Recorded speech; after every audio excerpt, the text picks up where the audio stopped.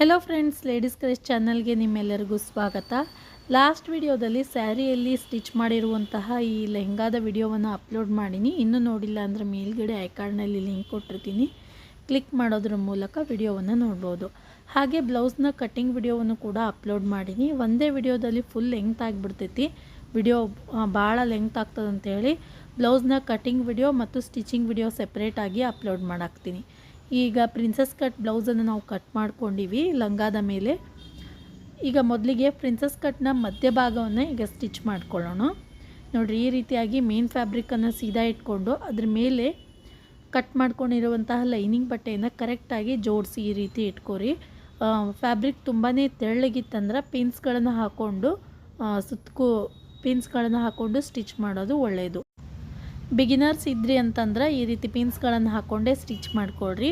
ಇಲ್ಲಾಂದ್ರೆ ಮೇನ್ ಫ್ಯಾಬ್ರಿಕ ಮತ್ತು ಲೈನಿಂಗ್ ಬಟ್ಟೆ ಸರಿದಾಡ್ತಾವೆ. ಅದಕ್ಕೋಸ್ಕರ ಈ ರೀತಿ ಕೊರಳಿನ ಭಾಗವನ್ನು ಮೊದಲಿಗೆ ಪಾದದ ಒಂದು ಭಾಗದ ಮಾರ್ಜಿನನ್ನು ಇಟ್ಕೊಂಡು ಸ್ಟಿಚ್ ಮಾಡ್ಕೋಬೇಕು.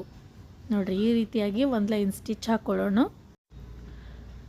ಇದರ ಕಟಿಂಗ್ ವಿಡಿಯೋವನ್ನು ಅಪ್ಲೋಡ್ ಮಾಡೀನಿ, ನನ್ನ ಚಾನಲಲ್ಲಿ ಚೆಕ್ ಮಾಡ್ಬೋದು. ಇಲ್ಲಾಂದ್ರೆ ವಿಡಿಯೋ ಎಂಡಲ್ಲೂ ಕೂಡ ಕೊಟ್ಟಿರ್ತೀನಿ. ಈ ರೀತಿ ಎಕ್ಸ್ಟ್ರಾ ಇರುವಂತಹ ಮೇನ್ ಫ್ಯಾಬ್ರಿಕನ್ನು ಕಟ್ ಮಾಡ್ಕೊಳ್ಳೋಣ ಮತ್ತು ಎಲ್ಲ ಕಡೆಗೂ ಕೂಡ ಸಣ್ಣ ಸಣ್ಣ ಕಟ್ಸ್ಗಳನ್ನು ಮಾಡ್ಕೊರಿ. ಇಲ್ಲಾಂದರೆ ಕೊರಳು ನೀಟಾಗಿ ಬರೋದಿಲ್ಲ. ಅದಕ್ಕೋಸ್ಕರ ಕಟ್ಸ್ಗಳನ್ನು ಕೊಡಬೇಕು. ಎಲ್ಲಿ ಕಾರ್ನರ್ ಬರ್ತಾವಲ್ಲ ಅಲ್ಲಿ ಕಂಪಲ್ಸರಿ ಕಟ್ಸನ್ನು ಕೊಡಲೇಬೇಕು. ಈಗ ತಿರುಗಿಸ್ಬಿಟ್ಟು ಮೇನ್ ಫ್ಯಾಬ್ರಿಕ್ ಮೇಲೆ ಟಾಪ್ ಸ್ಟಿಚ್ಚನ್ನು ಹಾಕ್ಕೊಳ್ಳೋಣ. ಈ ರೀತಿ ಮಾಡೋದ್ರಿಂದ ಕೊರಳು ತುಂಬಾ ನೀಟಾಗಿ ಬರ್ತೈತಿ. ಅದಕ್ಕೋಸ್ಕರ ಇದೇ ರೀತಿಯಾಗಿ ಸ್ಟೆಪ್ ಬೈ ಸ್ಟೆಪ್ ಆಗಿ ನೀವು ಕೊರಳನ್ನು ಸ್ಟಿಚ್ ಮಾಡ್ಕೋಬೇಕು. ಮೇನ್ ಫ್ಯಾಬ್ರಿಕ್ ದಪ್ಪ ಇರೋದ್ರಿಂದ ತಿರುಗಿಸ್ಬಿಟ್ಟು ಸ್ಟಿಚ್ ಹಾಕ್ಕೊಳಾಗ್ತೀನಿ. ತೆಳ್ಳನ ಬಟ್ಟೆ ಇತ್ತಂದ್ರೆ ನೀವು ಪೈಪಿಂಗ್ ಅಥವಾ ಹೆಮ್ಮಿಂಗ್ ಪಟ್ಟಿಯನ್ನು ಅಟ್ಯಾಚ್ ಮಾಡ್ಕೋಬೇಕಾಗ್ತೈತಿ. ನೋಡಿರಿ, ಈ ರೀತಿಯಾಗಿ ಮೇನ್ ಫ್ಯಾಬ್ರಿಕ್ ಮೇಲೆ ಟಾಪ್ ಸ್ಟಿಚ್ಚನ್ನು ಹಾಕೋಬೇಕು. ಕೊರಳಿನ ಉದ್ದಕ್ಕೂ ಲೀಫ್ ಶೇಪಲ್ಲಿ ಕಟ್ ಮಾಡ್ಕೊಂಡಿನಿ. ನೀವು ಯಾವುದಾದ್ರೂ ಶೇಪ್ ತಗೋಬೋದು.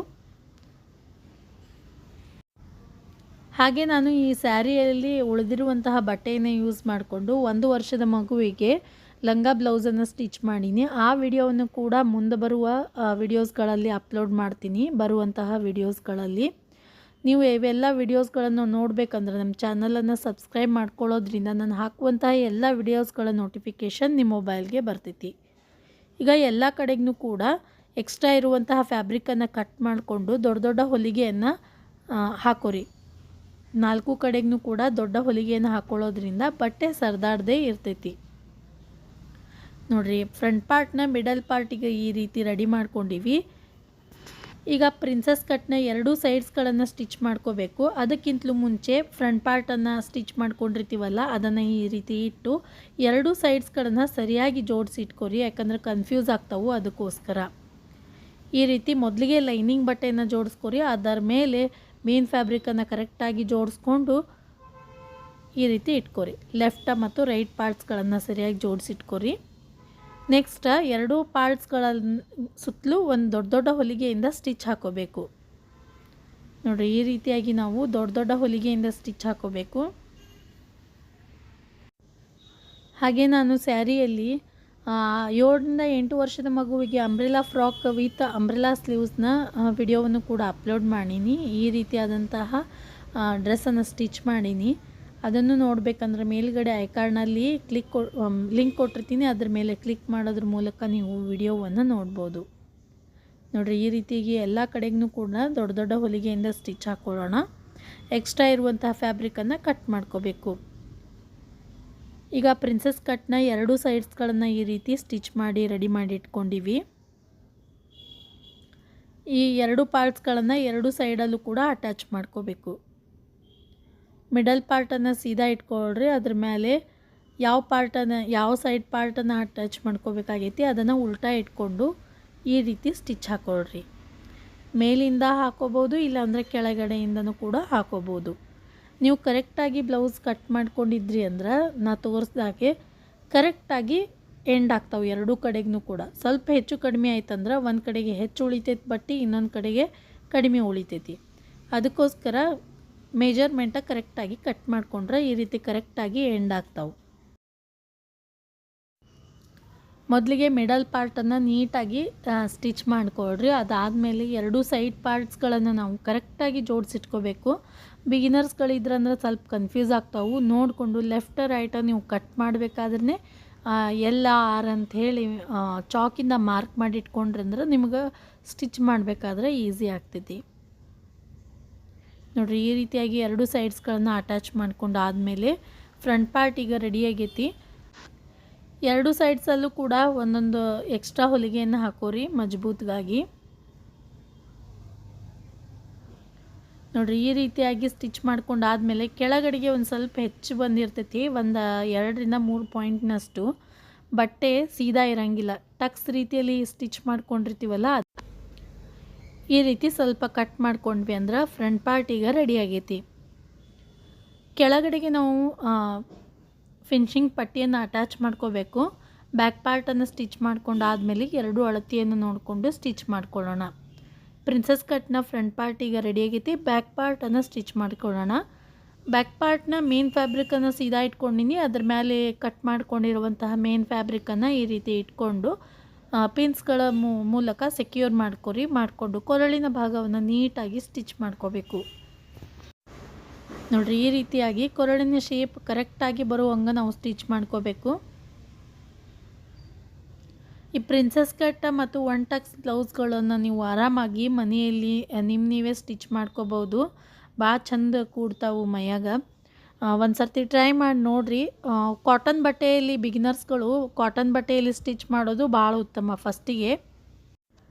ಈಗ ಕೊರಳಿನಲ್ಲಿ ಎಕ್ಸ್ಟ್ರಾ ಇರುವಂತಹ ಮೇನ್ ಫ್ಯಾಬ್ರಿಕನ್ನು ಕಟ್ ಮಾಡಿಕೊಂಡು ಎಲ್ಲ ಸೈಡಲ್ಲೂ ಕೂಡ ಕಟ್ಸ್ಗಳನ್ನು ಕೊಡೋಣ. ಈಗ ಲೈನಿಂಗ್ ಬಟ್ಟೆಯನ್ನು ಒಳಗಡೆಗೆ ತಿರುಗಿಸ್ಬಿಟ್ಟು ಮೇನ್ ಫ್ಯಾಬ್ರಿಕ್ ಮೇಲೆ ಟಾಪ್ ಸ್ಟಿಚ್ಚನ್ನು ಹಾಕೋಬೇಕು.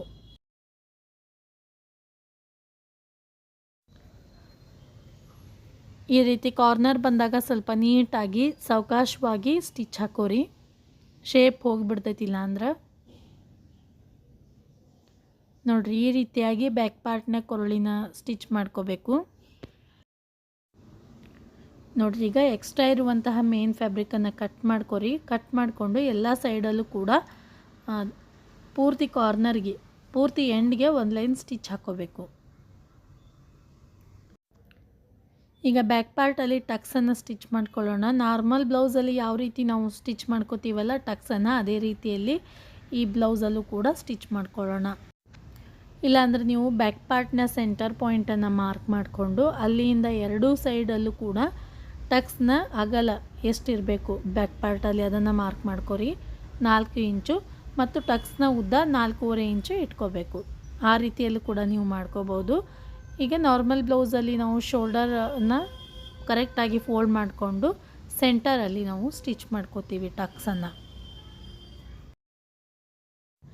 ನೆಕ್ಸ್ಟ್ ಈ ರೀತಿ ಬ್ಯಾಕ್ ಟಕ್ಸನ್ನು ಸ್ಟಿಚ್ ಮಾಡ್ಕೊಂಡ್ಮೇಲೂ ಕೂಡ ಬ್ಯಾಕ್ ಪಾರ್ಟಲ್ಲಿ ಈ ರೀತಿ ಸ್ವಲ್ಪ ಹೆಚ್ಚು ಕಡಿಮೆ ಆಗಿರ್ತೈತಿ. ಅದನ್ನು ನಾವು ಒಂದು 2-3 ಪಾಯಿಂಟ್ನಷ್ಟು ಎಂಡಲ್ಲಿ ಬ್ಲೌಸ್ನ ಸೈಡ್ಸ್ಗಳಲ್ಲಿ ಸ್ವಲ್ಪ ಹೆಚ್ಚಿಗೆ ಬಂದಿರ್ತೈತಿ. ಅದನ್ನು ನಾವು ಕಟ್ ಮಾಡ್ಕೋಬೇಕು. ಭಾಳ ಕಟ್ ಮಾಡ್ಕೋಬೇಡ್ರಿ. ಮತ್ತು 2ರಿಂದ 3 ಪಾಯಿಂಟ್ನಷ್ಟು ಇಷ್ಟೇ ಜಾಸ್ತಿ ಇರ್ತೈತಿ, ಅಷ್ಟನ್ನು ಮಾತ್ರ ನಾವು ಕಟ್ ಮಾಡ್ಕೋಬೇಕು. ಈಗ ಬ್ಯಾಕ್ ಪಾರ್ಟ್ನ ಸೆಂಟರಲ್ಲಿ ನಾನು ಕಟ್ ಮಾಡ್ಕೊಂಡಿನಿ. ಯಾಕಂದರೆ ಬ್ಯಾಕ್ ಪಾರ್ಟಲ್ಲಿ ಹುಕ್ಕಿನ ಪಟ್ಟಿ ಮತ್ತು ಹುಕ್ಕಿನ ಮನೆ ಪಟ್ಟಿಯನ್ನು ಅಟ್ಯಾಚ್ ಮಾಡ್ಕೋಬೇಕು. ಯಾವ ಸೈಡಲ್ಲಾದರೂ ಕೂಡ ನೀವು ಅಟ್ಯಾಚ್ ಮಾಡ್ಕೋಬೋದು. ಮೊದಲಿಗೆ ನಾನು ಹುಕ್ಕಿನ ಪಟ್ಟಿಯನ್ನು ಅಟ್ಯಾಚ್ ಮಾಡ್ಕೋತೀನಿ. ಹುಕ್ಕಿನ ಪಟ್ಟಿಗಾಗಿ 2 ಇಂಚು ಅಗಲ ಇರುವಂತಹ ಕಾಟನ್ ಬಟ್ಟೆಯನ್ನು ಲೈನಿಂಗ್ ಬಟ್ಟೆಯನ್ನು ತಗೋರಿ. ಅದನ್ನು ಈ ರೀತಿ ಫೋಲ್ಡ್ ಮಾಡಿಕೊಂಡು ಸೀದಾ ಸೈಡಿಂದ ಅಟ್ಯಾಚ್ ಮಾಡ್ಕೋಬೇಕು.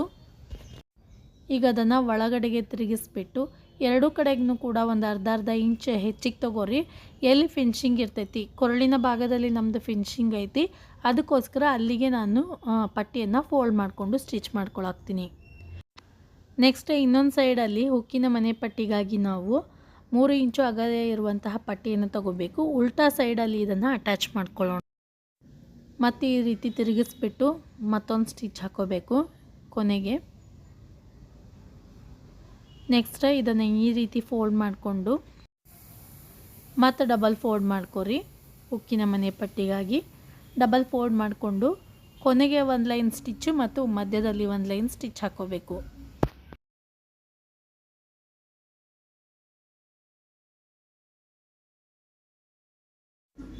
ನೋಡಿರಿ ಈ ರೀತಿಯಾಗಿ ಬ್ಲೌಸ್ನ ಬ್ಯಾಕ್ ಪಾರ್ಟನ್ನು ಕೂಡ ಪೂರ್ತಿಯಾಗಿ ರೆಡಿ ಮಾಡ್ಕೊಂಡಿವಿ. ಈಗ ಫ್ರಂಟ್ ಪಾರ್ಟ್ ಮತ್ತು ಬ್ಯಾಕ್ ಪಾರ್ಟ್ಸ್ಗಳ ಅಳತೆಗಳನ್ನು ಲೆಂಗ್ತ್ ಎಷ್ಟೈತಿ ನೋಡ್ಕೊಳ್ಳೋಣ. ಎರಡು ಕರೆಕ್ಟಾಗಿ ಬರಬೇಕು ನಮಗೆ. ಆವಾಗ ಕೆಳಗಡೆಗೆ ಫಿನಿಶಿಂಗ್ ಮಾಡ್ಕೊಳ್ಳೋಣ. ಫ್ರಂಟ್ ಪಾರ್ಟ ಮತ್ತು ಬ್ಯಾಕ್ ಪಾರ್ಟ್ಸ್ಗಳನ್ನು ಒಂದು ಸರ್ತಿ ಎರಡು ಅಳತೆಗಳನ್ನು ಕರೆಕ್ಟಾಗಿ ಮೆಜರ್ಮೆಂಟ್ ತಗೋರಿ. ಎರಡು ಕರೆಕ್ಟಾಗಿ ಬರಬೇಕು. ಆವಾಗ ಕೆಳಗಡೆಗೆ ಫಿನಿಶಿಂಗ್ ಪಟ್ಟಿಯನ್ನು ಅಟ್ಯಾಚ್ ಮಾಡ್ಕೋಬೇಕು. ಫಿನಿಶಿಂಗ್ ಪಟ್ಟಿಗಾಗಿ ಅಥವಾ ಬೆನ್ ಪಟ್ಟಿ ಅಂತೀವಲ್ಲ, ಅದಕ್ಕಾಗಿ ನಾನು 2 ಇಂಚು ಅಗಲ ಇರುವಂತಹ ಲೈನಿಂಗ್ ಬಟ್ಟೆಯನ್ನು ತಗೊಂಡಿನಿ. ಬ್ಯಾಕ್ ಪಾರ್ಟನ್ನು ಸೀದಾ ಇಟ್ಕೊಂಡು ಅದ್ರ ಮೇಲೆ ಪಟ್ಟಿಯನ್ನು ಈ ರೀತಿ ಇಟ್ಕೊಂಡು ಒಂದು ಲೈನ್ ಸ್ಟಿಚ್ ಹಾಕ್ಕೊಳ್ಳೋಣ. ಹುಕ್ಕಿನ ಪಟ್ಟಿ ರೆಡಿ ಮಾಡ್ಕೊಂಡಿವಲ್ಲ, ಒಂದು ಅರ್ಧ ಇಂಚಲ್ಲಿ ಜಾಸ್ತಿ ತಗೋಬೇಕು, ಯಾಕಂದ್ರೆ ಫೋಲ್ಡ್ ಮಾಡ್ಕೊಳಕ್ಕೆ. ಈ ರೀತಿ ಬೆನ್ ಪಟ್ಟಿಯನ್ನು ನಾವು ಅಟ್ಯಾಚ್ ಮಾಡ್ಕೋಬೇಕು. ಫ್ರಂಟ್ ಪಾರ್ಟ್ ಬ್ಯಾಕ್ ಪಾರ್ಟ್ ಎರಡೂ ಸೈಡಲ್ಲೂ ಕೂಡ ಇದೇ ರೀತಿಯಾಗಿ ನಾವು ಪಟ್ಟಿಗಳನ್ನು ಫಿನಿಶಿಂಗ್ ಪಟ್ಟಿಗಳನ್ನು ಅಟ್ಯಾಚ್ ಮಾಡ್ಕೋಬೇಕು.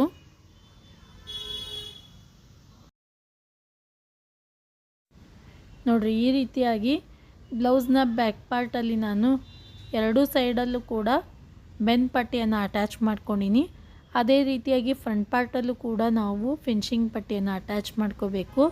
ಈಗ ಎರಡು ಫ್ರಂಟ್ ಪಾರ್ಟ್ ಮತ್ತು ಬ್ಯಾಕ್ ಪಾರ್ಟ್ಸ್ಗಳನ್ನು ಶೋಲ್ಡರ್ಸ್ಗಳಲ್ಲಿ ಸರಿಯಾಗಿ ಜೋಡಿಸ್ಕೊಂಡು ಸ್ಟಿಚ್ ಹಾಕೋಬೇಕು.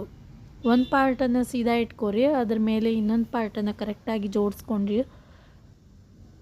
ಶೋಲ್ಡರಲ್ಲಿ ನಾವು ಎರಡೂ ಸೈಡಲ್ಲೂ ಕೂಡ ಸ್ಟಿಚ್ಚನ್ನು ಹಾಕೋಬೇಕು.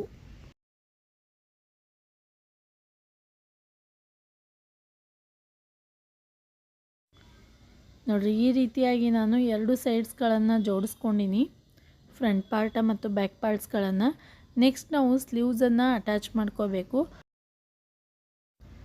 ಅದಕ್ಕಿಂತಲೂ ಮುಂಚೆ ಫೈನಲ್ ಆಗಿ ಒಂದು ಸರ್ತಿ ಆರ್ಮೋಲ್ನ ಮಾರ್ಕಿಂಗ್ ಮತ್ತು ಕಟ್ಟಿಂಗ್ ಮಾಡ್ಕೊಳ್ಳೋಣ. ಶೋಲ್ಡರನ್ನು ಎಷ್ಟು ನೀವು ಇಟ್ಕೋಬೇಕಾಗಿರ್ತೈತಿ ಅಷ್ಟನ್ನು ಪಾಯಿಂಟ್ ಮಾಡಿಕೊಂಡು ಅಲ್ಲಿಂದ ಆರ್ಮೋಲ್ನ ಉದ್ದವನ್ನು ಮಾರ್ಕ್ ಮಾಡ್ಕೊರಿ.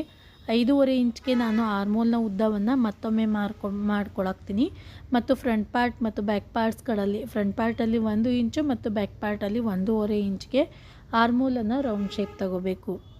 ಈ ರೀತಿಯಾಗಿ ಫೈನಲ್ ಆಗಿ ನಾವು ಆರ್ಮೋಲ್ನ ಕಟಿಂಗ್ ಮಾಡ್ಕೋಬೇಕಾಗ್ತೈತಿ. ಯಾಕಂದ್ರೆ ಪ್ರಿನ್ಸಸ್ ಕಟ್ ಮತ್ತು ಟಕ್ಸ್ ಈ ರೀತಿ ಎಲ್ಲ ಸ್ಟಿಚ್ ಮಾಡೋದ್ರಿಂದ ಸ್ವಲ್ಪ ಹೆಚ್ಚು ಕಡಿಮೆ ಆಗಿರ್ತೈತಿ. ಅದಕ್ಕೋಸ್ಕರ ಈ ರೀತಿ ಫೈನಲ್ ಆಗಿ ಕಟ್ ಮಾಡ್ಕೊಂಡಾದಮೇಲೆ ಸ್ಲೀವ್ಸ್ಗಳನ್ನು ಅಟ್ಯಾಚ್ ಮಾಡ್ಕೋಬೇಕು. ಎರಡು ಸೈಡ್ಸ್ಗಳಲ್ಲೂ ಕೂಡ ಇದೇ ರೀತಿಯಾಗಿ ಮಾರ್ಕ್ ಮಾಡ್ಕೊಂಡು ಕಟ್ ಮಾಡ್ಕೋಬೇಕು. ಕರೆಕ್ಟಾಗಿತ್ತಂದರೆ ಏನೂ ಪ್ರಾಬ್ಲಮ್ ಇಲ್ಲ. ಸ್ವಲ್ಪ ಹೆಚ್ಚಾಗಿತ್ತಂದ್ರೆ ಹೆಚ್ಚು ಕಡಿಮೆ ಇತ್ತಂದ್ರೆ ಎಕ್ಸ್ಟ್ರಾ ಇರುವಂತಹ ಫ್ಯಾಬ್ರಿಕನ್ನು ಕಟ್ ಮಾಡ್ಕೊರಿ. ಹಾಗೆ ನಾನು ಪಫ್ ಸ್ಲೀವ್ಸ್ನ ಸಪ್ರೇಟ್ ವಿಡಿಯೋ ಮಾಡೀನಿ, ಈ ಸ್ಲೀವ್ಸ್ಗಳನ್ನು ಯಾವ ರೀತಿ ಕಟ್ ಮಾಡಿ ಸ್ಟಿಚ್ ಮಾಡೀನಿ ಅಂತ ಹೇಳಿ. ಯಾಕಂದರೆ ಇದೇ ವಿಡಿಯೋದಲ್ಲಿ ತೋರಿಸಿದ್ನಿ ಅಂದ್ರೆ ಫುಲ್ ಲೆಂಗ್ತ್ ಆಗ್ತೈತಿ. ಅದಕ್ಕೋಸ್ಕರ ಜಸ್ಟ್ ನಾನು ಈ ವಿಡಿಯೋದಲ್ಲಿ ಸ್ಲೀವ್ಸ್ಗಳನ್ನು ಅಟ್ಯಾಚ್ ಮಾಡಿ ಸೈಡ್ ಫಿಟ್ಟಿಂಗ್ ಮಾಡ್ಕೋತೀನಿ. ಮೇಲ್ಗಡೆ ಐಕಾರ್ನಲ್ಲಿ ಲಿಂಕ್ ಕೊಟ್ಟಿನಿ. ಹಾಗೆ ವಿಡಿಯೋ ಎಂಡಲ್ಲೂ ಕೂಡ ಒಂದೇ ಪ್ಲೇಲಿಸ್ಟಲ್ಲಿ ಲೆಹೆಂಗಾ ಬ್ಲೌಸ್ನ ಕಟ್ಟಿಂಗ್ ಮತ್ತು ಸ್ಟಿಚಿಂಗ್ ವಿಡಿಯೋವನ್ನು ಪೂರ್ತಿ ಒಂದೇ ಲಿಸ್ಟಲ್ಲಿ ಕೊಟ್ಟೀನಿ. ಒಂದೇ ಪ್ಲೇಲಿಸ್ಟಲ್ಲಿ ಈ ಬ್ಲೌಸ್ನ ಕೆಳಗಡೆ ಸ್ಟಿಚ್ ಮಾಡಿರುವಂತಹ ಲೆಹೆಂಗಾದ ಕಟ್ಟಿಂಗ್ ಮತ್ತು ಸ್ಟಿಚಿಂಗ್ ವಿಡಿಯೋ ಮತ್ತು ಬ್ಲೌಸ್ನ ಕಟ್ಟಿಂಗ್ ಮತ್ತು ಸ್ಟಿಚಿಂಗ್ ವಿಡಿಯೋ ಎಲ್ಲವನ್ನು ಕೂಡ ಪಫ್ ಸ್ಲೀವ್ಸ್ನ ಕಟ್ಟಿಂಗ್ ಮತ್ತು ಸ್ಟಿಚಿಂಗ್ ವಿಡಿಯೋ ಎಲ್ಲವನ್ನು ಒಂದೇ ಪ್ಲೇಲಿಸ್ಟಲ್ಲಿ ಹಾಕೀನಿ. ಈ ರೀತಿ ಸ್ಲೀವನ್ನು ಸೆಂಟರ್ ಪಾಯಿಂಟಿಂದ ನಾವು ಎರಡು ಕಡೆಗೂ ಕೂಡ ಸ್ಟಿಚ್ ಮಾಡ್ಕೋಬೇಕು. ಸ್ಲೀವ್ಸ್ನ ಸೆಂಟರ್ ಪಾಯಿಂಟನ್ನು ಶೋಲ್ಡರ್ ಮೇಲೆ ಕರೆಕ್ಟಾಗಿ ಜೋಡಿಸಿಟ್ಕೊಂಡು ಎರಡೂ ಸೈಡಲ್ಲೂ ಕೂಡ ಇದೇ ರೀತಿಯಾಗಿ ಸ್ಟಿಚ್ ಹಾಕೋಬೇಕು. ನೋಡಿರಿ ಈ ರೀತಿಯಾಗಿ ಬ್ಲೌಸ್ನ ಎರಡೂ ಸೈಡ್ಸ್ಗಳಲ್ಲೂ ಕೂಡ ಪಫ್ ಸ್ಲೀವ್ಸನ್ನು ಅಟ್ಯಾಚ್ ಮಾಡ್ಕೊಂಡಿನಿ. ನಾನು ಹೇಳಿದಾಗೆ ನೀವು ಪಫ್ ಸ್ಲೀವ್ಸ್ನ ಕಟ್ಟಿಂಗ್ ಮತ್ತು ಸ್ಟಿಚಿಂಗ್ ವಿಡಿಯೋ ನೋಡಬೇಕು ಅಂತಂದ್ರೆ ಐಕಾರ್ಡ್ನಲ್ಲಿ ಕೊಟ್ಟಿರ್ತೀನಿ, ಮೇಲ್ಗಡೆ ಐಕಾರ್ಡ್ನಲ್ಲಿ ಡಿಸ್ಕ್ರಿಪ್ಷನ್ ಬಾಕ್ಸ್ನಲ್ಲಿ ಹಾಗೂ ವಿಡಿಯೋ ಎಂಡಲ್ಲೂ ಕೂಡ ಕೊಟ್ಟಿರ್ತೀನಿ. ಈಗ ಫಿಟ್ಟಿಂಗ್ ಲೈನನ್ನು ಮಾರ್ಕ್ ಮಾಡ್ಕೊಳ್ಳೋಣ. ನಿಮ್ಮ ಮೇಜರ್ಮೆಂಟ್ನ ಪ್ರಕಾರ ಎಷ್ಟೆಷ್ಟು ಐತಿ ಅಷ್ಟನ್ನು ಮಾರ್ಕ್ ಮಾಡ್ಕೋಬೇಕು. ಚೆಸ್ಟ್ ಸೈಜ್ನ 4th ಭಾಗ ಮತ್ತು ಸೊಂಟದ ಅಳತೆಯ 4th ಭಾಗ ಈ ರೀತಿ ಎಲ್ಲ ಮಾರ್ಕಿಂಗ್ಸ್ಗಳನ್ನು ಮಾಡಿಕೊಂಡು ಫೈನಲ್ ಫಿಟ್ಟಿಂಗ್ ಲೈನನ್ನು ಸ್ಟಿಚ್ ಮಾಡ್ಕೊರಿ. ಈ ರೀತಿ ಫಿಟ್ಟಿಂಗ್ ಲೈನನ್ನು ಮಾರ್ಕ್ ಮಾಡಿಕೊಂಡು ಎರಡೂ ಕಡೆಗೂ ಕೂಡ ಕರೆಕ್ಟಾಗಿ ಸ್ಟಿಚ್ ಹಾಕೋರಿ ಫಿಟ್ಟಿಂಗ್ ಲೈನನ್ನು. ಅದಾದಮೇಲೆ ಮಾರ್ಜಿನ್ ಪಾರ್ಟಲ್ಲಿ ಎಕ್ಸ್ಟ್ರಾ 2ರಿಂದ 3 ಹೊಲಿಗೆಯನ್ನು ಹಾಕೋರಿ. ಹಾಗೆ ಬ್ಲೌಸ್ನ ಇನ್ನೊಂದು ಸೈಡಲ್ಲೂ ಕೂಡ ಫಿಟ್ಟಿಂಗ್ ಲೈನನ್ನು ಮಾರ್ಕ್ ಮಾಡಿಕೊಂಡು ಸ್ಟಿಚ್ ಹಾಕ್ಕೊಂಡಿನಿ ಮತ್ತು ಎಕ್ಸ್ಟ್ರಾ ಇರುವಂತಹ ಪಾರ್ಟಲ್ಲಿ ಮಾರ್ಜಿನ್ ಪಾರ್ಟಲ್ಲಿ ಎಕ್ಸ್ಟ್ರಾ 2ರಿಂದ 3 ಸ್ಟಿಚಸನ್ನು ಹಾಕ್ಕೊಂಡಿನಿ. ಈಗ ಬ್ಲೌಸ್ ಪೂರ್ತಿಯಾಗಿ ರೆಡಿ ಆಗೈತಿ. Princess cut with puff sleeves ಲೆಹಂಗಾದ ಮೇಲೆ ಪೂರ್ತಿಯಾಗಿ ರೆಡಿ ಆಗೈತಿ. ನಿಮಗೆಲ್ಲ ಈ ವಿಡಿಯೋ ಇಷ್ಟ ಆಯ್ತು ಅಂದ್ಕೊತೀನಿ. ಇಷ್ಟ ಆಗಿದ್ರೆ ಲೈಕ್ ಮಾಡಿರಿ, ನಿಮ್ಮ ಫ್ರೆಂಡ್ಸ್ ಮತ್ತು ಫ್ಯಾಮಿಲಿ ಜೊತೆ ಶೇರ್ ಮಾಡಿಕೊಡ್ರಿ. ಹಾಗೆ ನಮ್ಮ ಚಾನಲ್ಗೆ ಸಬ್ಸ್ಕ್ರೈಬ್ ಮಾಡೋದ್ರ ಮೂಲಕ ನಮಗೆ ಸಪೋರ್ಟ್ ಮಾಡ್ತಾಯಿರ್ರಿ. ನೀವು ಸಬ್ಸ್ಕ್ರೈಬ್ ಮಾಡೋದ್ರಿಂದ ನಾನು ಹಾಕುವಂತಹ ಎಲ್ಲ ವಿಡಿಯೋಸ್ಗಳ ನೋಟಿಫಿಕೇಷನ್ ನಿಮ್ಮ ಮೊಬೈಲ್ಗೆ ಬರ್ತೈತಿ ಮತ್ತು ನನಗೂ ಕೂಡ ಒಂದು ಮೋಟಿವೇಶನ್ ಸಿಕ್ಕಂಗೆ ಆಗ್ತೈತಿ ಹೊಸ ವಿಡಿಯೋಸ್ಗಳನ್ನು ಮಾಡೋದಕ್ಕೆ. ಅದಕ್ಕೋಸ್ಕರ ಸಬ್ಸ್ಕ್ರೈಬ್ ಮಾಡೋದನ್ನು ಮಾತ್ರ ಮರಿಬೇಡ್ರಿ. ನೋಡಿರಿ, ಈ ರೀತಿಯಾಗಿ ಪೂರ್ತಿ ಲೆಹಂಗಾ ಬ್ಲೌಸ್ ರೆಡಿ ಆಗೈತಿ. ಪಫ್ ಸ್ಲೀವ್ಸ್ನ ಲಿಂಕನ್ನು ಕೂಡ ಕೊಟ್ಟೀನಿ. ಆಲ್ರೆಡಿ ಅದರದ್ದು ವಿಡಿಯೋ ಅಪ್ಲೋಡ್ ಮಾಡೀನಿ. ಹಾಗೆ ಇದೇ ಫ್ಯಾಬ್ರಿಕಲ್ಲಿ 1 ವರ್ಷದ ಮಗುವಿಗೆ ನಾನು ಲೆಹಂಗಾ ಬ್ಲೌಸ್ ಕೂಡ ಸ್ಟಿಚ್ ಮಾಡೀನಿ. ಆ ವಿಡಿಯೋಗಳನ್ನು ಕೂಡ ಈ ಸದ್ಯದರಲ್ಲಿ ಅಪ್ಲೋಡ್ ಮಾಡ್ತೀನಿ. ಈ ವಿಡಿಯೋವನ್ನು ನೋಡಿದ್ದಕ್ಕೆ ನಿಮ್ಮೆಲ್ಲರಿಗೂ ಧನ್ಯವಾದಗಳು.